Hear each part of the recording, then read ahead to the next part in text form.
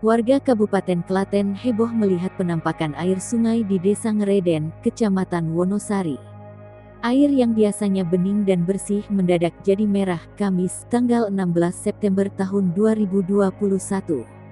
Warga sekitar sampai terheran-heran karena tak pernah terjadi pemandangan tersebut. Bahkan warga ketakutan dan tak berani memegang air sungai yang selama ini menjadi saluran irigasi itu. Warga Desa Ngereden Wiyadi, 54, mengatakan kejadian tersebut terjadi sekitar pukul 13 waktu Indonesia Barat. Ia mengaku kaget melihat warna air sungai tersebut berubah tiba-tiba. Wiyadi mengaku kejadian tersebut merupakan kejadian pertama kali terjadi di Desa Ngereden. Dikatakan, kejadian tersebut berlangsung selama 15 menit. Kepala Desa Ngereden Sunarto mengaku sudah menerima laporan tersebut dari warga sehingga akan berkoordinasi dengan pimpinan lainnya.